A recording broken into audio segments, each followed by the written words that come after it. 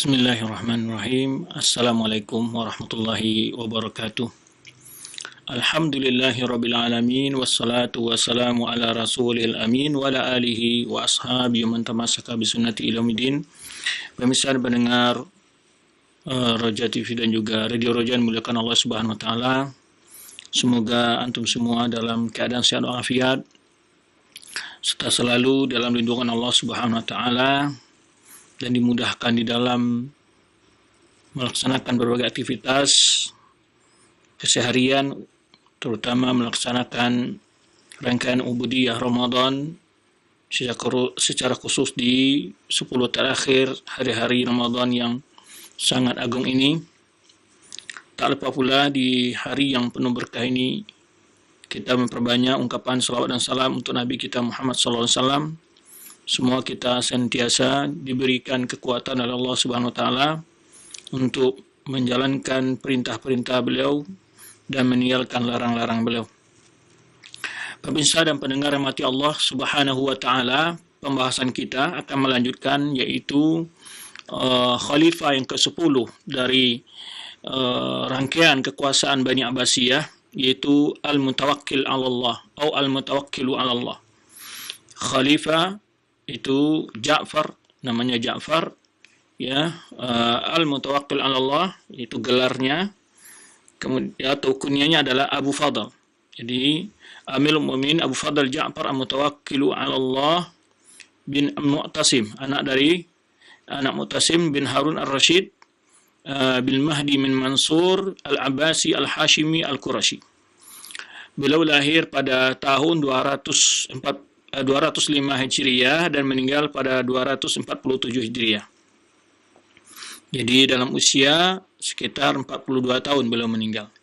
Jadi sepanjang sejarah kita lihat, kebanyakan dari para khalifah Bani Abbasiyah dan Bani Umayyah, rata-rata umur mereka berkisar dari umur yaitu 35 tahun sampai 45 tahun, sekitar gitu, 30-an sampai 45 tahun, 40-an tahun gitu. Masih dalam keadaan muda-muda gitu ya.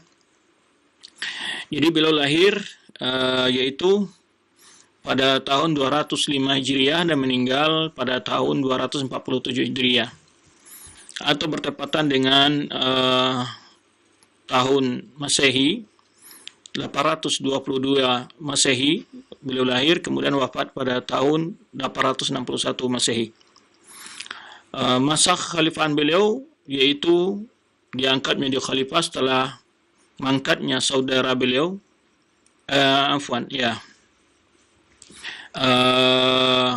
Al-Wasik. Kemudian beliau dibaiat menjadi khalifah setelah saudaranya Al-Wasik, itu pada tahun 232 Hijriah. 230 Hijriah atau bertepatan dengan tahun 847 Masehi, ya. Masa kekuasaan beliau sekitar yaitu 15 tahun, ya, 15 tahun menjadi khalifah. Jadi 232 Hijriah kemudian sampai 247 Hijriah. Baik, itu sekilas tentang masa kekuasaan beliau, ya. Nasab beliau ataupun garis keturunan beliau sudah sama-sama kita ketahui, beliau adalah keturunan dari Abbas bin Abdul Muttalib, yaitu nama beliau ada Ja'far bin Muhammad Al-Mu'tasim billah bin Harun Ar-Rasyid bin Muhammad bin Abdullah bin Muhammad bin Ali bin Abdullah bin Abbas bin Abdul Muttalib bin Hashim bin Abdul Manaf Al-Qurashi Al-Hasimi. Adapun sifat kepribadian beliau yaitu adalah secara fisik beliau adalah marbu'an asmar khafif asy-sya'r al-'aridaini. Jadi sangat semampai tinggi, kemudian kulitnya agak kesaumatan, ya, memiliki jenggot yang tidak terlalu lebat, ya. Karena mutadahiban bi madhab Syafi'i, beliau lebih memilih madhab Syafi'i, wa huwa alu man talama hadha bil mukhalaf, dan dia adalah khalifah yang pertama memegang madhab tertentu, ya. Dan kebanyakan ulama telah menganggap dia adalah yang telah menyelamatkan akidah Ahlussunnah wal Jamaah setelah Allah SWT, maksudnya yang kembali mengembalikan ke muliaan Ahlussunnah wal Jamaah, yaitu dengan menghidupkan sunnah dan menupas bid'ah. Yang mana di masa beliau lah diangkatnya berbagai bentuk penindasan, penyiksaan yang dialami para ulama Ahlussunnah wal Jamaah yang berkeyakinan bahwa Quran itu adalah kalam Allah ghair makhluk. Al-Quran itu adalah firman Allah, bukan makhluk. Yang di masa 3 masa yang sebelumnya, mulai dari masa Al-Ma'mun, kemudian Al-Mu'tasim, kemudian Al-Wathiq, ya. Masa ini mengalami masa yang sangat berat dihadapi oleh para ulama Ahlussunnah karena para penguasa dipengaruhi oleh pemikiran Mu'tazilah. Taib. Kemudian di antara ulama yang mengatakan dia adalah pejuang sunnah, Imam Az-Zahabi, Khalifah Ibn Khayyat, ya, karena dia telah memadamkan fitnah api, yaitu api fitnah tentang khalqil Quran, doktrin mengatakan Al-Quran itu adalah makhluk. Maka Khalifah Ibn Khayyat menyebutkan dalam sebuah ungkapannya, istakhlafal mutawakkil fa'adhhar sunnah. Setelah mutawakkil berkuasa, maka dia menghidupkan sunnah-sunnah Rasulullah SAW, wa takallama biha fi majlisihi, kemudian dia di dalam banyak kesempatan, dalam pertemuan-pertemuan, perkumpulan-kumpulannya selalu menyerangkan, membicarakan tentang sunnah. Wa kataba ila al-afaq bi raf'il mihna wa bastis sunnah. Kemudian dia juga mengadakan semacam dekret kepada para gubernur untuk menghidupkan sunnah dan menghentikan segala intimidasi atau doktrin, pemaksaan doktrin tentang Al-Quran itu adalah makhluk. Ya, biraf ilmina, diangkatlah segala ancaman dan penindasan terhadap ulama sunnah. Kemudian menjelaskan sunnah wa nasara ahlaha. Kemudian dia juga membela para ulama-ulama menegakkan sunnah Rasulullah SAW. Berkata Ibrahim Muhammad At-Taimi, Ibrahim At-Taimi seorang ulama, yaitu Qadi Basrah, menyebutkan khulafa salasatun, khalifah yang sangat berjasa itu ada 3. Abu Bakar qatala ahl riddah, yang dia telah membela Islam dari para kaum murtadin sampai kembali lagi Islam jaya. Wa Umar bin Abdul Aziz radda madzalim Bani Umayyah, dan Umar bin Abdul Aziz yang mengembalikan segala bentuk kezaliman yang terjadi di kekuasaan Bani Umayyah.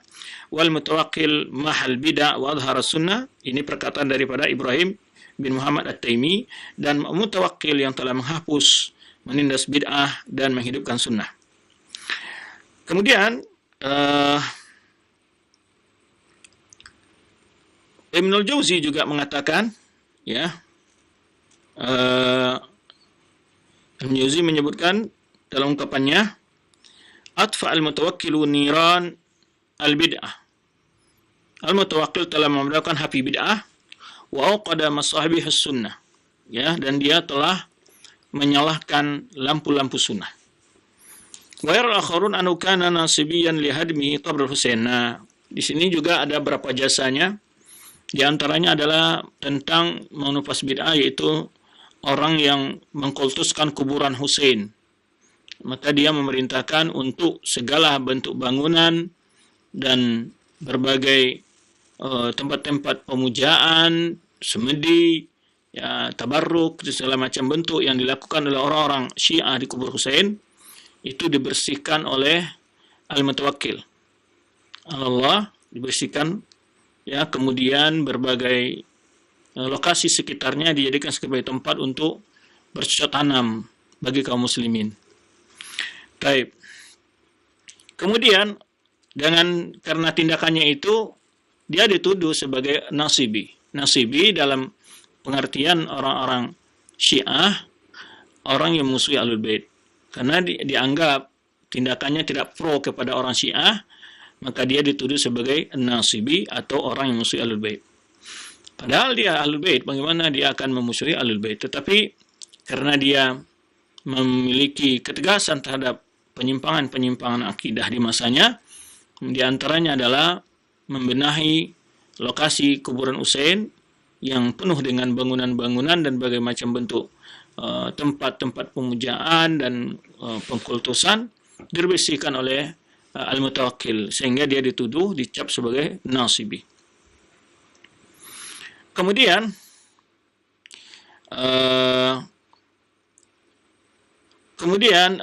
juga di antara Salahuddin As-Safadi mengatakan wa kana ma'rufan bin nasab fata'allama al-muslimun lidzalik. Ini tuduhan-tuduhan terhadap Al-Mutawakkil. Dan juga di masa dia juga memiliki sikap kepada salah satu keturunan Ali bin Abi Thalib yang diprovokasi oleh orang Syiah untuk melakukan kudeta atau memicu kericuhan, ya, untuk melakukan kudeta terhadap kekuasaan Al-Mutawakkil. Dan beliau adalah, sebenarnya kita jelaskan tadi, adalah khalifah yang ke-10 dari rangkaian penguasa di masa Abbasiyah. Ya. Kemudian di masa beliau membangun Madinah Mutawakkiliyah, dan juga membangun Watur Madinah Ad-Dur. Ini berapa istana dibangun, perbaikan.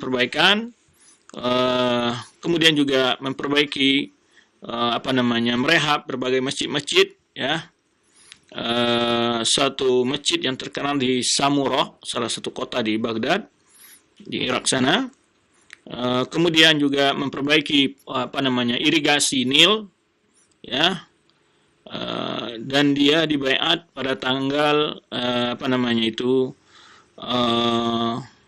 tanggal 7 Zulhijjah, ya, di tahun 230 Hijriah untuk menjadi khalifah. Kemudian kekuatan daripada Atrak ini adalah yaitu bangsa Turki, yang Turki bukan maksud negara Turki sekarang, adalah yang maksud sini adalah bangsa yang berasal dari keturunan seperti Genghis Khan dan seterusnya, disebut bangsa Turki, yaitu seperti Uzbekistan, Kazakhstan dan seterusnya, Uzbekistan, itu daerah-daerah situ disebut keturunan bangsa Turki. Nah, di masanya di masa Al-Mu'tasim, di masa Al-Wasik, kekuasaan peran-peran penting banyak dipegang oleh orang-orang non-Arab ini. Nah, ini yang dapat menimbulkan kecemburuan seperti yang terjadi di masa Al-Mu'tasim dan juga di masa Al-Wasik. Baik. Kemudian dia, sebenarnya kita jelaskan tadi, setelah dia berkuasa, beliau menegakkan sunnah dan menupas segala bentuk perbuatan-perbuatan bid'ah, dan juga memadamkan api fitnah doktrin tentang Al-Quran itu adalah makhluk. Dan dia menulis kepada beberapa pejabatnya di berbagai iklim, ya, di berbagai daerah. Kemudian dia memuliakan mengangkat para ulama-ulama hadis, ya, dan ulama-ulama ahli ilmu Islam yang lainnya untuk maju datang ke Samurah, tempat istananya dia. Kemudian fatala minhu ay yuhaddisu bi hadisi ahli sunnah limahwi kull atharil qaul bi khalqil Quran. Dia meminta kepada para ulama untuk menyebarkan akidah al-sunnah, ya, untuk berbicara tentang akidah al-sunnah jamaah, untuk menghapus doktrin yang telah dilancarkan oleh orang Mu'tazilah, yaitu tentang Al-Quran itu adalah makhluk. Sehingga salah seorang dari penyair seperti Al-Bahturi memujinya dalam sebuah ungkapannya, Amil mu'minin laqad syakarna ila abaikal izzil hisani. Jadi pemimpin kaum muslimin, kami bersyukur kepada orang-orang tuamu yang telah memiliki kemuliaan dan kebaikan. Radat ad-dina fadha ba'da an qad arahu firqataini takhasamani. Engkau telah mengambilkan agama setelah sebelumnya terjadi semacam kericuan, perpecah belahan, menjadi di tengah umat menjadi dua kekuatan, yaitu kekuatan al-bid'ah dan sunnah di masa Al-Mu'tasim Al-Wasik. Qasam tazalimi kulli ardin fa'adha adh-dhulma, ya. adha zulmu majhul al-makani. Engkau menumpas segala kezaliman di berbagai sisi bumi, jadi kekuasaannya, sehingga jadilah kezaliman itu majhul al-makan, enggak ada lagi tempat di dalam kekuasaannya. Dan dia juga sebenarnya melakukan audit terhadap berbagai keuangan dari kekuasaannya, ya, terhadap gubernur-gubernur itu juga melakukan begitu dan meminta harta-harta yang diambil secara tidak wajar oleh berbagai pejabat dikembalikan kepada kas negara. Wa fi sanati rammat mujbirihim mujbirihim ala qadri badahiyati ayani. Ini pujian daripada dia di mana kembali engkau menegakkan kebenaran dan engkau paksa orang untuk menerima kebenaran, ya, dengan kejelasan, ya, ala qadri badahiyati ayani. Kil'anu qatala adi min alamil muslimin liyabqa ala hukmi, dan ini isu-isu yang disebarkan dia, ya, dia dituduh melakukan pembunuhan padahal tidak, tamashtara mutawaf fi ba'd al-masjid bi majalis allati kasra fiha munkar al-maghani, ya, wa kana lahitan wara isba' syahawati. Ini beberapa catatan tentang kemaksiatan terjadi di masanya. Kemudian Al-Muwakkil sangat memuliakan Imam Ahmad alladhi, ya, duriba wa udza wa sujin khilal fitnah khalqul Quran, di mana Imam Ahmad mengalami di masa 3 periode daripada mulai dari Ma'mun, kemudian Al-Mu'tasim, kemudian Al-Wasik, ya, mengalami intimidasi dan penindasan dari kekuatan orang-orang Mu'tazilah waktu itu, ya. Maka di masa Al-Mutawakkil memuliakan Imam Ahmad dan para ulama sunnah lainnya. Kemudian Al-Mutawakkil memanggil Imam Ahmad untuk datang ke Baghdad, memanggil Imam Ahmad dari Baghdad untuk pindah ke Samura. Kemudian dia memberi Imam Ahmad hadiah yang sangat besar sekali. Lelakin Imam Ahmad tidak mau menerima hadiah tersebut. Kemudian juga memberikan berbagai pelayanan kepada Muhammad. Maka Imam Ahmad malu, fala bisa idallahu. Jadi, dan dia khala alaihi khil'atan azimatan min malabisihi. Kemudian juga dia memberikan berapa baju kebesarannya kepada Imam Ahmad, dan Imam Ahmad malu untuk memakainya, ya. Tapi Imam Ahmad tetap memakainya demi menghargai pemberian dia. Kemudian Imam Ahmad membukanya, kemudian memberikannya kepada orang lain. Kemudian juga Mutawakkil mengangkat Yahya bin Aktham liman qadhi qudha. Jadi kalau di kita adalah semacam jaksa agungnya, atau, ya,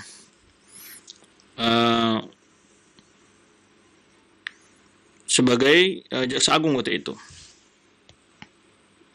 Kemudian di masa Mutawakkil juga dia meminta untuk menghancurkan bangunan dari gereja-gereja yang ada di Irak dan tempat-tempat yang lainnya. Wakadullah juga tempat-tempat ibadah orang Yahudi, ya, ma'adu isyarat ma'ayyana ala libas masihin. Kemudian orang-orang Masihiyin, orang-orang Nasrani dan orang Yahudi disuruh memakai pakaian tertentu untuk membedakan dari kaum muslimin.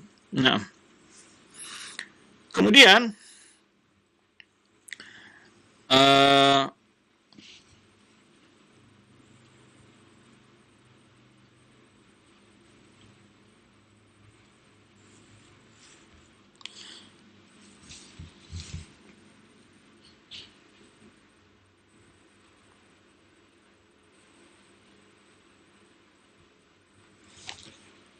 di antara peristiwa penting terjadi di masanya itu pada tahun 238 Hijriah, bangsa Rum melakukan penyerbuan secara tiba-tiba di daerah Dimyati. Daerah Dimyati adalah banyak sekali ulama yang sana, nisbah dari Mesir, suatu daerah dekat dengan Iskandaria, berbatasan daerah Mesir, Dimyat. Nah, bangsa Rum menyerbu secara tiba-tiba pada tahun 238 Hijriah.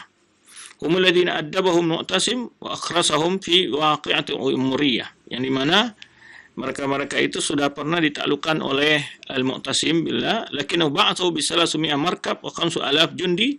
Tapi setelah itu mereka mengirim sekitar 300 pasukan berkudanya dan 5.000 dari pasukan tentaranya kepada negeri Dimyat dan membunuh penduduknya dengan sangat jumlah yang besar, ya, dan memakar para masjid dan mimbarnya, ya, dan dia menawan orang Rum ini sekitar 600 perempuan kaum muslimah dan mengambil berbagai kekayaan kaum muslimin, ya, baik harta benda dan segala macamnya. Faranas amamahum, dan manusia berlarian, ya, tetapi bangsa Rum mampu menangkap mereka untuk mengembalikan mereka negeri mereka dengan memaksa dan ditangkap menjadi tawanan. Kemudian 3 tahun setelah penyerangan Rum tersebut, ya, kembali lagi bangsa Rum melakukan sebuah penyerangan suatu tempat namanya Ain Zarbah, ya, itu dekat Al-Masisa di Turkiya Hasan al-Rashid. Kemudian mereka menawan para wanita dan anak-anak, dan mereka mengambil berbagai bentuk kekayaan kaum muslimin yang ada di tempat tersebut. Sampai terjadi selalu ada semacam munawasyat. Munawasyat itu adalah penyerbuan, perselisihan, perang antara kaum muslimin, yakni di bawah antara Rum dan kaum muslimin di bawah pimpinan Al-Mutawakkil, ya. Itu antara tahun 238 sampai 246. Itu selalu terjadi semacam keributan antara kaum muslimin dan Rum dalam membalas dalam penyerbuan.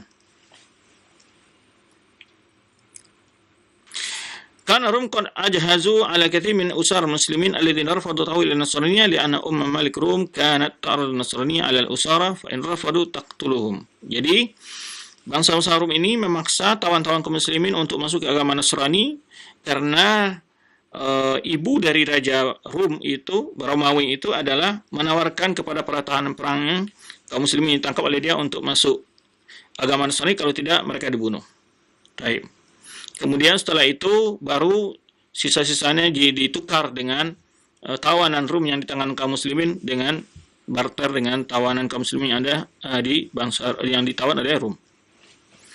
Kemudian juga terjadi kekacauan semacam Al-Ahbash. Ahbash suatu aliran itu di daerah Mesir, ya, di mana mereka merebut kekayaan kaum muslimin yang mereka memiliki semacam tambang emas tradisional gitu, ya. Mereka menyerang dan mengambil berbagai kekayaan kaum muslimin saat itu.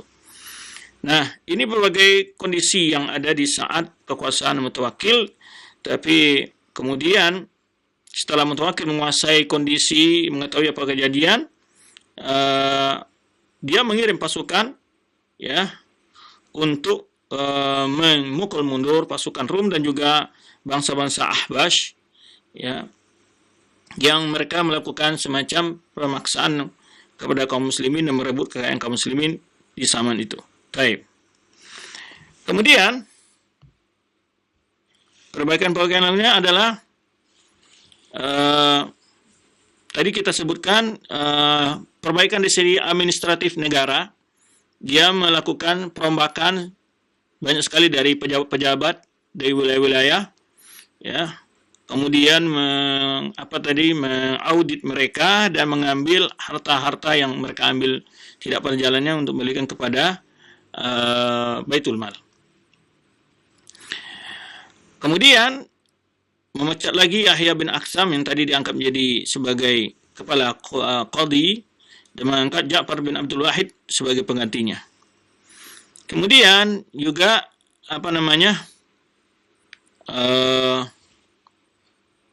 berbagai permajaan pergantian pejabat demi untuk pembaharuan di dalam kekuasaan agar terjadi semacam perubahan-perubahan di dalam administrasi negara agar tidak selalu terjadi penyimpang-penyimpang penggunaan dana atau uang negara. Baik. Kemudian di masa dia pernah terjadi beberapa kejadian-kejadian, ya, di antara terjadi suatu gempa yang sangat menghancurlantakan, ya, di mana banyak sekali korban yang jatuh saat itu, yaitu mulainya terjadi zalazil fi sanati allati tawalla fiha Mutawakkil haitsu ta'arradat Dimashq zalzala hailah. Pertama terjadi gempa besar terjadi di Damaskus, ya. Kemudian banyak menghancurkan bangunan, ya, dan banyaknya manusia yang tertimbun. Kemudian berlanjut lagi setelah itu terjadi juga gempa di Antakya, juga hal yang sama. Jadi terjadi gempa yang beruntun.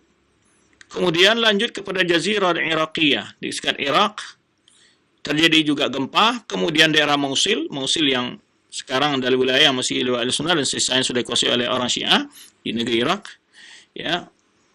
Korban di daerah Mosul sampai 50.000 orang, ya. Itu pada tahun 240 Hijriah atau sekitar 857 Masehi.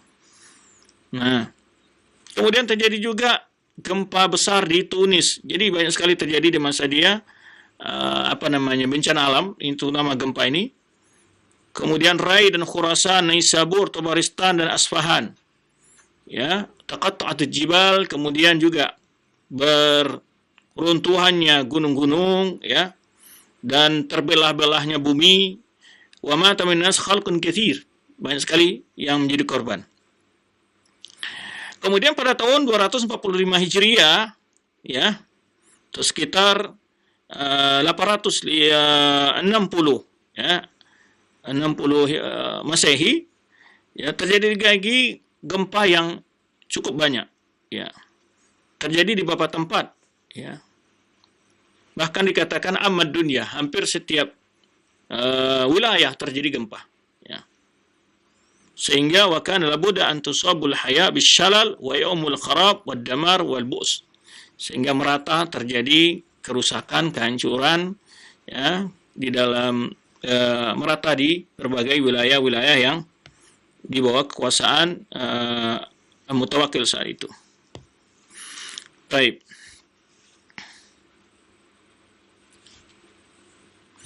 Itu sekilas kita lihat apa yang dijelaskan oleh penjelasan tentang terangkatnya fitnah di masa beliau, di masa Al-Mutawakkil ini, yaitu Fi Al-Mutawakkil ba'dal Wasiq, ini tentang diangkatnya fitnah khalqul Quran. Di masa Al-Mutawakkil, Abu Fadl Ja'far bin Mu'tasim, ya, yang berkuasa pada tahun 232 Hijriah ini, ya, yaitu sangat berbeda, memiliki kebijakan berbeda di sisi terhadap keyakinan kaum muslimin, ya, di mana ketika diangkatnya fitnah yang mengancam banyak ulama Ahlussunnah itu, ya. Kemudian waqa minha anin nas fastashara nas bi riwayati, sehingga setelah diangkatnya warafa'an hamihna, setelah dia mengangkat berbagai fitnah-fitnah yang terjadi di tengah manusia sangat senang, ya. Kemudian dia menyuruh menangkap berapa tokoh-tokoh daripada al-bid'ah itu. Di antaranya adalah yaitu namanya Muhammad bin Malik Az-Zayyad, itu sebagai Perdana Menteri. Kemudian juga wabtalallahu Ahmad bin Abi Du'ad bil falis ba'da mautil wazir bi 47 yawman. Kemudian Ibnu Abi Du'ad sini mendapat penyakit yaitu lemah sebelah, yaitu stroke sebelah badannya. Kemudian ya, dia digantikan dari menjadi qadhi oleh anaknya, kemudian anak juga dipecat, ya. Kemudian Al-Mutawakkil mengangkat para ulama-ulama ahli sunnah untuk menjadi qadhi di berbagai wilayah. Setelah Ahmad bin Abi Du'ad, tokoh senior daripada Mu'tazilah ini, mengalami sakit, yaitu stroke sebelah itu, ya, lemah sebelah. Kemudian tokoh yang lain itu Bashar Marsi telah meninggal sebelumnya, itu pada tahun 218 Hijriah. Kemudian juga di antara orang-orang yang pernah mengazab Imam Ahmad, yaitu menyiksa Imam Ahmad, namanya Abul Aruq Al-Jallad alladhi darba Imam Ahmad.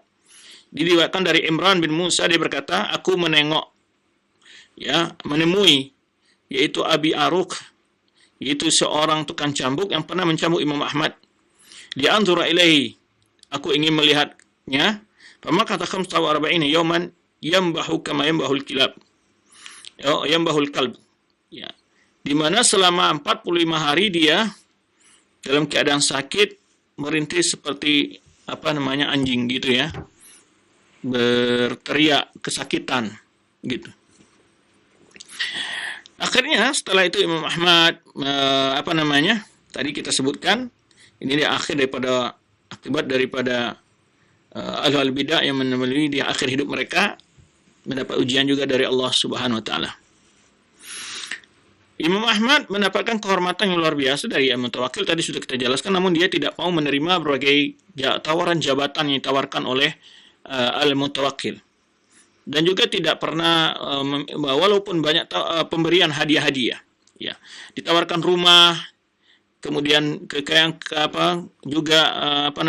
bahkan dikirimi makanan, makanan oleh Mutawakkil juga, ya. Karena beliau di dalam hal ini memang ikhlas, ya, tidak mencari ketenaran dan juga tidak mencari keuntungan duniawi di dalam dakwahnya. Terlihat sekali beliau bagaimana sangat sederhananya, bahkan berbagai hadiah-hadiah yang diberikan oleh Mutawakkil kepada beliau tidak mengambil sedikit pun, tapi beliau bagi kepada murid-muridnya. Itu ini la yafdu ataya sultan hatta la yujiduhu alaih. Tapi dia tidak mau menolak pemberian daripada Mutawakkil supaya jangan merasa kecewa orang yang memberinya, tetapi dia walkinnahu tastakbiya, dia ambil dan dia kasihkan kepada murid-muridnya. Bahkan wa yatihi ta'am khalifah Mutawakkil khas, jadi benar dikirimi makanan, fala yakul minhu luqmah, dan tidak pernah disuap satu suap pun dari diambil oleh dia, walaupun rabma fakrihi al-mudqa, ya, walaupun dalam keadaan beliau hidupnya sangat membutuhkan. Lakin ghina nafsi, ya, tetapi beliau berbeda, ya, kekayaan jiwanya, ya, tidaklah terpengaruh dengan berbagai godaan-godaan. Makanya di dalam terjemah beliau sudah pernah kita bacakan, di mana beliau setelah selesai fitnah ini mengalami godaan yang lain, yaitu dari sisi godaan duniawi. Berkata Abdullah bin Ahmad, Mutawakkil mengiring kepada Imam Ahmad, qad ahbabtu an araka wa atabarruku bi du'aika fa kharajna min Baghdad fa anzalna daran. Jadi dia ingin bertemu dengan Ahmad, ingin bertabaruk dengan doanya Ahmad, maka kami keluar, kata Abdullah bin Ahmad, dari Baghdad, kemudian kami tinggal di sebuah rumah. Wal Mutawakkil yarana min wara'i sitr, tapi Mutawakkil melihat kami di belakang di sitir, belakang gorden gitu. Kemudian wa akhbara ba'dul khadam anna Mutawakkil lamma kana qa'idan wara sitr dakhala Imam Ahmad qala li ummihi. Jadi ketika Imam Ahmad masuk, Mutawakkil berkata kepada ibunya, ya ummah qad anarat dar. Ini pembantu ini berbicara kepada orang tuanya, wahai ibu, begitu percaya rumah ini, ya. Qala Abdullah fa amara li abi bisyabin wa darahimin. Kemudian Mutawakkil memberikan bagai bantuan hadiah lah kepada Muhammad, ya. Fabaka, ya. Muhammad menangis, wa qala aslamu min haula منذ 60 sana falamma kana akhir umur ibtulitu bihim. Sebelumnya aku mampu bertahan selamat dari godaan-godaan yang mereka lakukan, sampai akhir umurku aku akan diuji dengan hal seperti ini. Kemudian Mutawakkil pernah mengirimkan harta yang hadiah, yaitu malan jazilan, pemberian hadiah yang cukup besar lah dari khalifah kepada Muhammad. Fa aba yaqbalahu, Imam Ahmad enggak mau menerimanya. Faqila lahu iradattahu wujida 'alaika fi nafsihi. Jika engkau menolak pemberian khalifah ini, mungkin khalifah akan kecewa dengan hal seperti itu.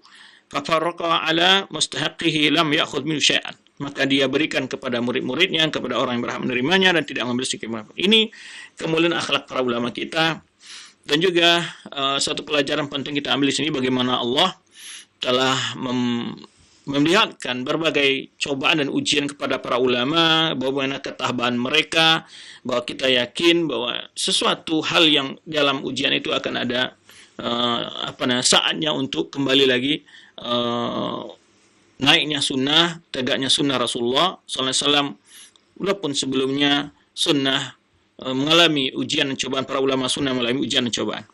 Ini suatu hikmah yang luar biasa, melihatkan bahwa tidak setiap penguasa berada dalam jalur yang sama. Ketika mutawakkil ini berkuasa, Allah justru memberikan petunjuk dan dia tidak sejalan dengan akidah orang tuanya dan saudara-saudaranya, dan malah dia di masanya kembali Ahlus Sunnah mendapatkan ketenangan dan dibolehkan berdakwah. Ada bahkan mutawakkil meminta kepada para ulama hadis untuk kembali menyebarkan akidah Ahlus Sunnah Jamaah.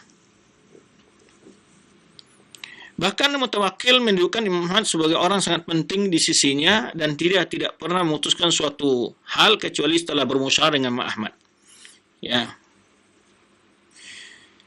Baik. Kemudian wakil Imam Ahmad ila hini wafati kalla ya'ti yawm illa wa risalatu khalifah tanfudhu ilahi. Ini hampir setiap hari, ya, semenjak sampai wafatnya Muhammad, setiap hari itu tidak datang surat dari khalifah untuk bermusyawarah, ya tanfudhu ilahi bi umurin yushawiruhu fiha wa yastashiruhu. Inilah di mana ulama menjadi tempat musyawarah bagi para umara. Ini bentuk bagaimana hubungan antara umara dengan para ulama yang harmonis, dan tentu ulama-ulama yang memang juga perlu waspada, yang kuat keimanannya, ya, yang berhubungan dengan umara mesti kekuatan ilmunya, kekuatan juga jiwanya, jangan malah condong kepada harta dan kekayaan hadiah yang bisa saja diberikan jumlah besar oleh penguasa tersebut. Ini sangat berat sebetulnya, ya kan, kecuali bagi orang-orang yang dijaga oleh Allah Subhanahu wa taala. Baik, begini kondisi terakhir, kondisi Ahlus Sunnah di masa al-mutawakkil. Ya. Imam Suyuti juga menjelaskan beberapa hal di dalam kitab Tarikh Khulafa tentang al-mu'tasim, tentang al-mutawakkil. Ya.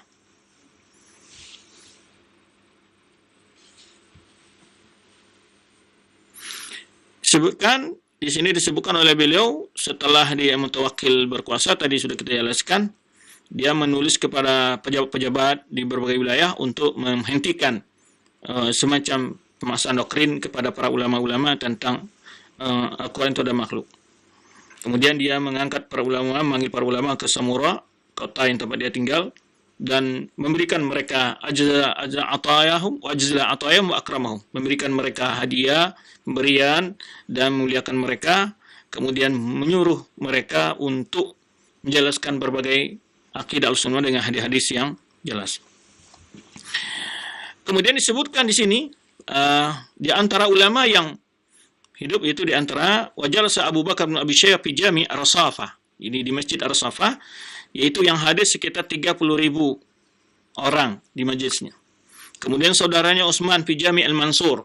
Ini di Masjid Mansur, Jami' Al-Mansur, yaitu hadir di majelisnya sekitar 30.000 juga. Ini menunjukkan masa itu adalah masa ilmu, dan bagi para ulama dan juga kaum muslimin hausnya kepada para ulama untuk menuntut ilmu. Baik. Wa tawaffara du'a al-khalqi limutawakkil wa balahu fi sana' alaihi wa ta'dhim lahu. Sehingga para masyarakat sangat senang dengan kuasa mutawakkil, mendoakan, dan kadang-kadang ada yang berlebihan dalam muji menghormatinya. Ya, sampai sebagian di antara mereka malah mengatakan al-khulafa salasa yang tadi kita sebutkan, perkataan salah seorang ulama, ya, itu Abu Bakar di masa melawan orang murtadin, kemudian Muhammad bin Aziz ketika memulihkan segala bentuk kezaliman yang terjadi, memulihkan harta-harta yang di masa Bani Umayyah kepada kas negara, dan mutawakkil kita hidup sunnah dan mematikan paham Jahmiyah. Kemudian tadi sudah disebutkan mana di akhir hidupnya Ibnu Abi Du'ad, ya, tokoh senior dari Mu'tazilah yang telah membawa pemikiran khalqul Quran ini, ya, di akhir hidupnya dia diuji oleh Allah SWT dengan bentuk mati sebelah, ya. Di antara hal yang aneh di tahun ini, di tahun itu kata Suyuti, annaha barrihun bil Iraq syadidatan samum lam ya'had mislah. terjadi angin kencang di Irak yang sangat bahaya sekali. Yani kemudian panas ahraqal zar Kufa wal Basra Baghdad. Jadi angin ini merusak pertanian di Kufah dan Basra dan Baghdad. Dan bahkan qatal musafirin, orang banyak dalam perjalanan yang meninggal. Yaitu sekitar 50 hari angin kencang. Ya. Sampai juga kata Ibn Suyuti, angin ini sampai ke Hamadan, daerah Hamadan, juga banyak ulama Hamadani, juga membakar dan angin yang beracun lah gitu ya, dan juga merusak berbagai peternakan dan juga pertanian di negeri Hamadan. Sampai ke Mosul juga, Wasinjar, ini daerah-daerah Sinjar, ya. Dan manusia tidak bisa berjualan di pasar, ya, dan juga tidak bisa melakukan keluar rumah untuk jalan-jalan. Wal minal masyi bituruqat wa ahlakat khalqan 'aziman. Memakan korban yang sangat besar terjadinya angin kencang itu, kata Imam Suyuti. Nah, tadi sudah kita sebutkan, Imam Suyuti yang menyebutkan tahun-tahun sebelumnya juga terjadi, yaitu gempa, ya, gempa yang banyak di sebuah tempat. Yang tadi sudah kita jelaskan di bawah Antakya, Jazirah, dan sampai korbannya sekitar 50.000. Baik. Kemudian tadi sudah disebutkan pada tahun 236 Hijriah, itu Al-Mutawakkil menyuruh untuk merobohkan bangunan yang ada di atas kuburan Husain dan juga rumah-rumah yang dibangun di sekitar itu. Kemudian dijadikanlah tempat sekitar sebagai tempat mazari', ya, dan melarang manusia untuk melakukan ziarah-ziarah syirkiyah ke sana. Ya. Wa haratha bawaqiya sahara. Jadi ditanami menjadi daerah pertanian dan jadilah daerah ini sahara, daerah padang pasir. Kemudian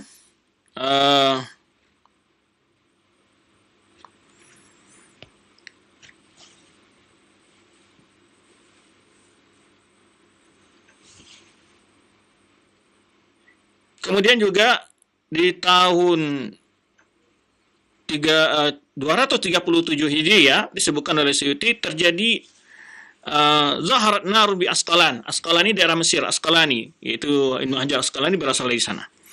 Itu api muncul membakar rumah-rumah, ya, wal bayadir dan berbagai tempat-tempat. Lam tazal tahriki sulusul lail, sampai sepertiga malam. Ya. Kemudian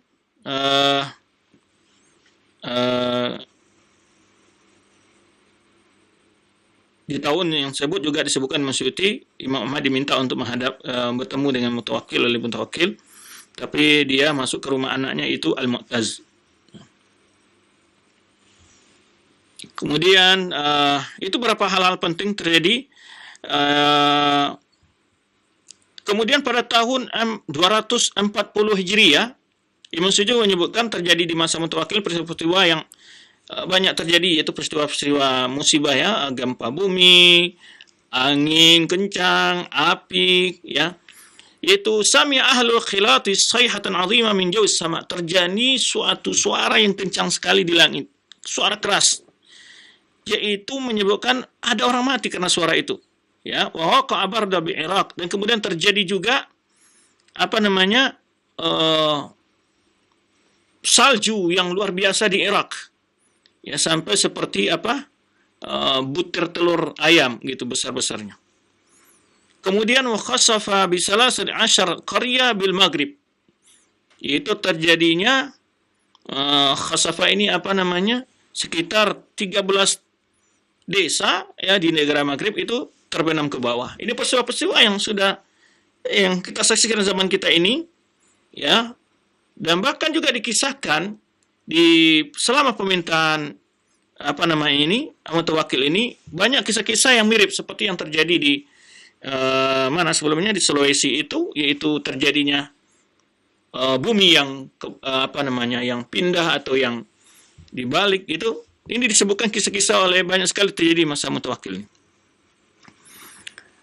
Kemudian di tahun ini disebutkan tahun 41 Hijriah, majad nujum fis sama. Ini itu bintang berkilauan di langit. Wa tanasarat kawakib kal jarad aksar lail. Itu berkilaunya bintang-bintang seperti apa namanya terbangan-terbangan gitu ya, meteor gitu, seperti belalang-belalang di sepanjang malam. Ya. Wa kana amron mus'ijan lam yu'had. Bahkan itu kejadian yang sangat menakutkan dan tidak pernah terjadi. Ini barangkali ya dapat kita lihat kalau seandainya para dai-dai yang hari ini banyak peramal gitu ya, seperti dai yang masyhur dengan dai fitnah akhir zaman itu, mungkin dia akan menerjemahkan peristiwa-peristiwa ini dengan berbagai takwil mungkin ya. Padahal ini hal-hal yang perkara-perkara yang menakjubkan terjadi di masa ini. Di antaranya tuh bintang berkilau-kilau di langit itu ya sepanjang malam, bagaikan itu meteor berjatuhan sangat banyak, itu seperti belalang-belalang gitu ya. Dan Ibnu Suyuti kan itu bagaikan apa? Ini juga diceritakan oleh Imam Zahabi dan Syiar al-Mala ya. Suyuti mungkin menukil dari Zahabi. Jadi tidak pernah terjadi seperti itu. Kemudian apalagi tadi gempa kita lihat ya, angin kencang, berbagai peristiwa-peristiwa yang luar biasa terjadi. Kemudian salju yang tadi ya banyak makan korban, kemudian terbenam 13 daerah di daerah Maghrib. Nah, ini peristiwa-peristiwa ini dinukil oleh Imam Suyuti dari Imam Zahabi dari Tarikh Islam dan juga Syiar al-Mala. Pada tahun 240 Hijriah, 242 Hijriah, terjadi lagi gempa yang sangat besar di Khumis, Maluha, Dray, Jurjan, Nisabur, Tubaris, berbagai daerah nih. Ini yang tadi kita sebutkan barangkali yang dinukil tadi. Ya, wa taqatat jibal wa tashaqqatil ard bi qadri ma yadkhul rajul fi shaq. Ini banyak sekali bumi mulai terbelah, itu orang bisa masuk ke dalamnya itu, ya, besarnya belah-belahan itu. Ya, ini fitnah-fitnah, ujian-ujian, musibah-musibah yang ada saat itu, ya.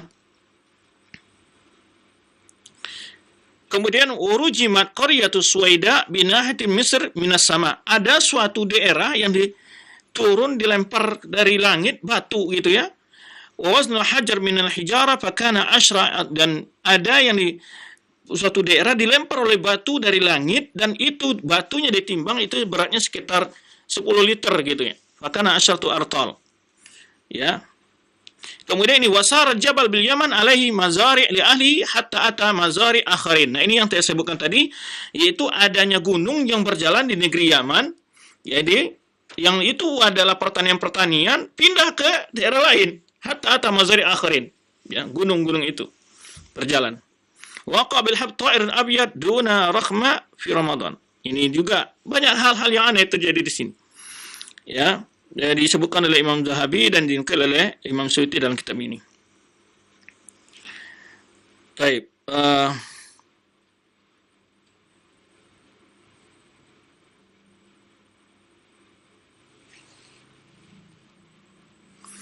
Kemudian ada satu peristiwa yang tidak biasa, yaitu ada seorang ulama namanya Ibrahim bin Mutahhar Al-Katib, yaitu dia haji dengan naik gerobak yang ditarik oleh onta. Wataja aman nam sehingga manusia banyak yang kagum dengan hal perkara itu. Ini kisah-kisah yang disebutkan oleh Imam Suyuti, nukil dari Imam Zahabi ya. Nah, kemudian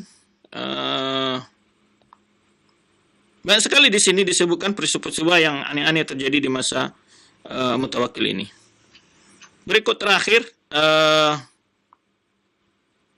beliau wafat. Ya, Mutawakkil ini adalah karena dia telah menunjuk 3 orang anaknya untuk menggantikannya, tetapi salah seorang anaknya yaitu dipengaruhi oleh pasukan Al-Atrak sehingga dalam sejarah dia dibunuh oleh anaknya. Ya. Yang akhirnya untuk berkuasa. Baik. Kan Mutawakkil ini yang ceritanya dia telah bayat 3 orang anaknya, Muntasir, Summa Mu'taz, Al-Mu'ayyid. Kemudian setelah dia ingin mendahulukan anaknya Al-Mu'taz di mahabbati li ummihi. Fasala Muntasir ayanzila anil ahd fa'abah. Jadi Muntasir anaknya yang lain diminta untuk mundur tapi tidak mau. Fakana yahduruhu majlisul ama wa yahutu manzilatahu. Kemudian Al-Muntasir ini merasa kecewa dengan orang tuanya, dan dia bersepakat dengan orang-orang Turki yang tadi, orang Turki yang kita sebutkan orang Turki, bukan negara Turki ya, orang Turki maksudnya keturunan-keturunan yang besar dari negara Uzbekistan dan daerah-daerah Rusia pinggiran Balkan gitu. Nah, fattafaqa Atrak ma'al Muntasir ala qati abihi. Mereka mengajak Muntasir untuk membunuh ayahnya itu Mutawakkil. Itu maka dia masuk ke rumahnya tengah malam, ya. Faqataluhu waziruhu Fatah bin dibunuh dua orang saat itu antaranya Al-Mutawakkil dan wazirnya, perdana menterinya itu Al-Fatah Al-Khakan. Itu pada hari 5 Syawal tahun 247 Hijriyah. Baik. Kemudian itu tentang kisah Mutawakkil, ya. Hikmahnya di sini adalah di antara faedah yang dapat kita lihat adalah kesabaran para ulama sunnah dan bagaimana sunnah kembali, jasanya Mutawakkil dalam menghidupkan sunnah kembali, menghidupkan para ulama al-sunnah, mengembalikan ulama al-sunnah kepada posisi mereka untuk menyebarkan akidah dan ilmu, ya. Kemudian apalagi kisahnya, di antaranya juga Mutawakkil ini sangat mengagumi Imam Syafi'i. Dia menyebutkan di sini, dikisahkan oleh Hisham bin Ammar, dia berkata, aku mendengar Mutawakkil berkata, wa hasrati, betapa meruginya aku, yakni maksudnya menyesal dengan Imam Syafi'i tidak ketemu, kuntu uhibbu an akuna fi ayyamihi, seandainya aku hidup di zamannya, farahu wa ushahiduhu wa ata'allam minhu, saya bisa bertemu dan belajar. Fa inni ra'aitu Rasulullah SAW fil manam wa huwa yaqul, aku melihat Rasulullah dalam mimpi, ya ayuhan nas, inna Muhammad idris al-matlabi qad sara ila rahmatillah. Ini dia hal yang menyebutkan itu ada ketika dalam mimpi dia melihat Imam Syafi'i itu ya dalam mimpinya. Fa khalafa fikum ilman hasanan, kemudian dia mengatakan dalam mimpi itu ada orang berkata, ya, bahwa dia telah meninggal ilmu yang cukup baik, fattabi'u wa tahtadu, maka ikutilah sungguh kalian petunjuk. Summa qala Allahumma irham Muhammad, kemudian dia doakan Imam Syafi'i, ya, wasahhala alaihi hifdha madhhabihi wa anfa'ni bidzalik. Ini doanya dia, semoga aku mudah untuk menghafal madhab dan beri manfaat aku dengannya. Baik. Oleh sebab itu Imam Suyuti menyimpulkan, istafadna min hadza anna Mutawakkil kana mutadzahiban bi madzhab Syafi'i. Dari sini dapat kita ambil kesimpulan kata Imam Suyuti bahwa Mutawakkil adalah bermadzhab dengan mazhabnya Syafi'i. Dia adalah khalifah yang pertama yang memiliki mazhab tentu dalam urus fikihnya. Baik.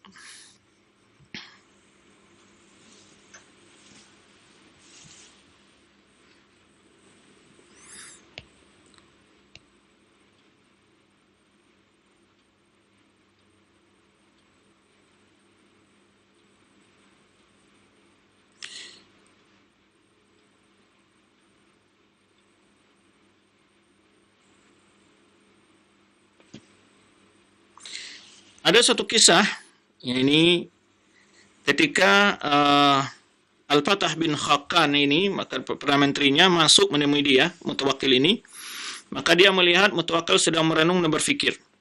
Maka dia bertanya ke Mutawakkil, wahai mukminin, ma hadzal fikr, kenapa engkau sedang merenung dan berfikir? Wallahi, dia katakan, ma ala dhar atyab minka 'aishan wa la an'am minka. Dia katakan, engkau adalah orang yang hidup di muka bumi sekarang ini, ada orang yang paling hidupnya enak, yang paling banyak nikmat ini yang didapatkannya. Makanya Mutawakkil mengatakan, ya Fatah, atibu aishan minni rajulun lahu darun wasi'ah.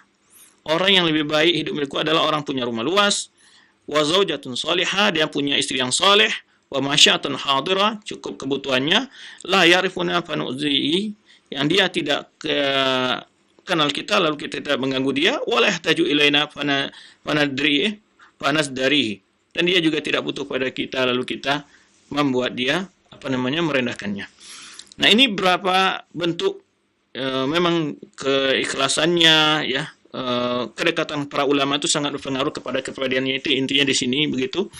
Kedekatan seseorang dengan para pemimpin yang ulama, dan juga ulama yang selalu sabar dan menasihati penguasa, itulah mereka-mereka yang benar-benar ikhlas dalam berdakwah kepada Allah SWT. Dan pemimpin-pemimpin yang selalu dekat dengan ulama, niscaya dia akan dicintai oleh umat, dan dia juga akan selalu dituntut untuk mengurus umat ini dalam cara yang terbaik, yang terpuji di sisi Allah Subhanahu wa taala. Itu barangkali yang dapat kita ambil pelajaran ya dari kisah Mutawakkil ini. Nah,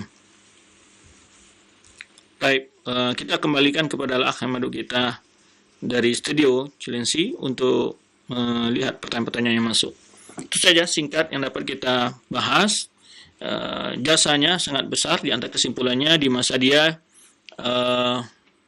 angkatnya fitnah yang dialami oleh Ahlussunnah wal Jamaah, kemudian juga jihadnya dia, kemudian juga bagaimana dia memperbaiki urusan administrasi negaranya, ya, kemudian juga wewenang zuhudnya dia dan cintanya kepada para ulama, dan juga ulama mencintai dia. Demikian yang dapat kita